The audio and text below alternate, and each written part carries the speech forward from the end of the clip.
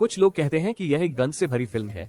निर्देशक ने 17 टन मछली और जानवरों के शवों से पूरी सड़क को भर दिया। यहाँ तक कि फिल्म के अंत में हजारों पुरुषों और महिलाओं को शामिल किया गया। लेकिन मुझे सबसे ज्यादा हैरानी इस बात की है कि फिल्म का मुख्य विषय परफ्यूम है, फिर भी ये धुएं की गंध से भरी लगती है। इस फिल्म का जिक्र करते हुए अधिकांश लोग इसे एक बड़ी सिगरेट ड्रामा मानते हैं, क्योंकि इसमें फिल्म इतिहास का सबसे बड़ा अश्लील दृश्य दिखाया गया है।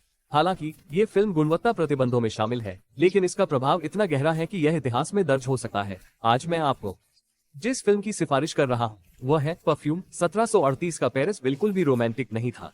शहर में कचरा भरा हुआ था। ने दुनिया को एक नजर भी नहीं देखा और उसे कचरे के ढेर में फेंक दिया गया। लेकिन इस अनदेखे बच्चे की जीवन शक्ति अद्वितीय थी।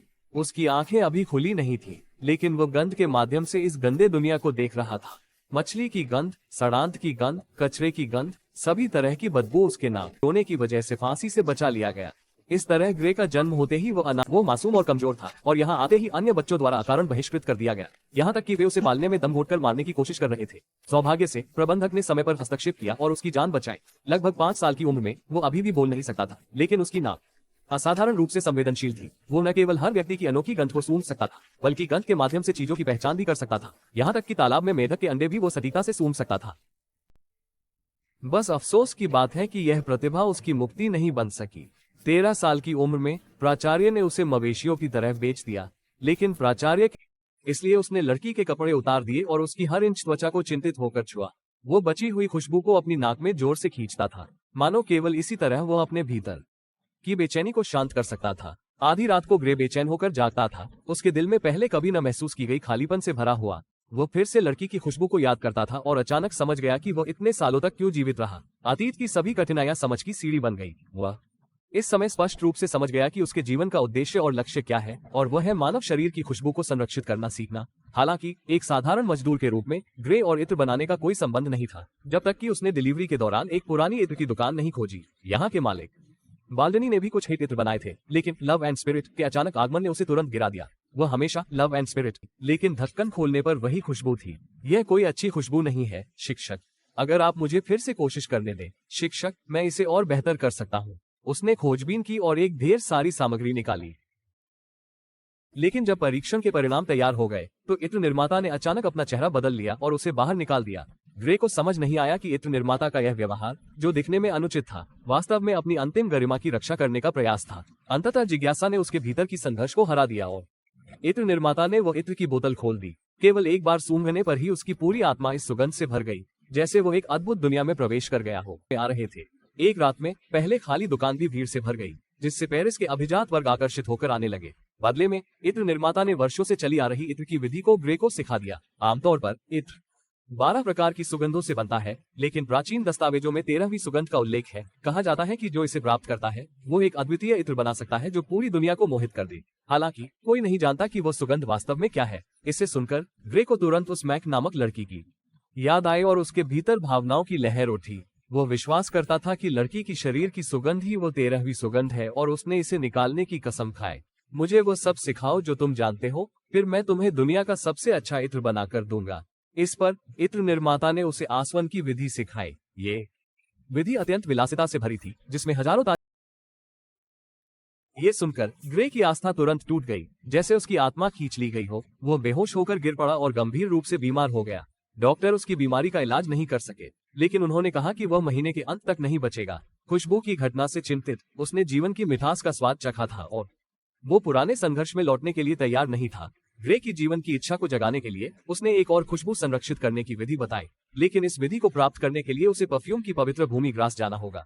ये खबर सुनकर ग्रे की आंखों में फिर से चमक आ गई। एक रात के भीतर वो चमत्कारिक रूप से ठीक हो गया और यात्रा के लिए उत्सुक हो गया, लेकिन लालची परफ्यूमर उसे आसानी से जाने नहीं देना चाहता था। जब तक ग्रे ने 100 परफ्यूम फॉर्मूले छोड़ने का वादा नहीं किया, तब तक उसने उसे जाने दिया। परफ्यूमर ने सोचा कि उसने बड़ा मुनाफा कमाया है, क्योंकि इन फॉर्मूलों को सुरक्षित रखकर वह भविष्य में परफ्यूम की दुनिया का लीजेंड बन सकता है। लेकिन जीवन और मृत्यु की अनिश्चितता। ग्रे के जाने की रात उसकी परफ्यूम की दुकान ध्वस्त हो गई और वे 100 फॉर्मूले मलबे के नीचे दब गए। ग्रास की यात्रा के दौरान ग्रे ने अचानक अपनी असामान्यता महसूस की। उसकी सामान्य समझ में दुनिया की हर चीज की अपनी खुशबू होती है, जो आत्मा की पहचान की तरह होती है, अद्वितीय और अपरिवर्तनीय। लेकिन अब उसके शरीर से कोई खुशबू नहीं आ रही थी। इस अचानक कमी ने उसे गहरे दुख और भय में डाल दिया। जैसे कि पूरी दुनिया के द्वारा निकाली गई सुगंध में एक विचित्र शक्ति थी जो मानवता को बदल सकती थी। आमतौर पर गुस्सैल स्वभाव का मालिक इस खुशबू से थोड़ा सा प्रभावित होकर कोमल हो गया। इसके बाद कई लड़कियों की रहस्यमय मौतें हुई। उनके बाल काटे गए शव शहर की सड़कों पर मिले। उनके शरीर पर कोई चोट या हमले के निशान नहीं थे। एकमात्र समानता ये थी कि वे सभी सुंदर और कुंवारी थी। कोई नहीं समझ पाया कि हत्यारे का इरादा क्या था, लेकिन ये स्पष्ट था कि वो सुंदरता को इकट्ठा करना पसंद करता था। त्रासद वो बिस्तर के पास खड़ा होकर पोल को देखता रहा। उसकी आंखों में एक बीमार जुनून था। ग्रे की नजर में प्यारी और सुंदर पॉल एक परी की तरह थी जो दुनिया में सबसे सुंदर थी, लेकिन निर्दयी समय इस सुंदरता को मिटा देगा। केवल इसे इत्र में बदलकर ही इसे हमेशा के लिए बना सकते हैं। कई निर्दोष जीवनों को खत्म करने के बाद ग्रे ने आखिरकार बेटी की खुशबू इकट्ठा की। उसने इन सुगंधों को मिलाया और जब अंतिम सुगंध, यहाँ तक कि निर्दयी जल्लाद भी उसके पैरों में झुक गया। ग्रे ने फिर से इत्र को रुमाल पर डाला और बस एक झटके में स्वर्ग जैसी खुशबू हवा में फैल गई, जिसने सभी की बुद्धि को हरा दिया, यहाँ तक कि उसे मारने वाले महंत को भी।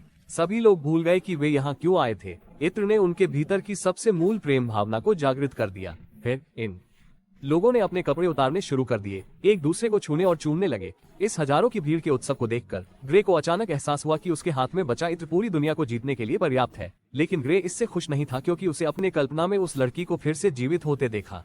वो उसे देखकर मुस्कुराई, उसकी आंखों में प्यार भरा था। उसी क्षण ग्रे को समझ में आया कि पहली बार उस मोहक खुशबू का अर्थ क्या था। वो वास्तव में प्यार था।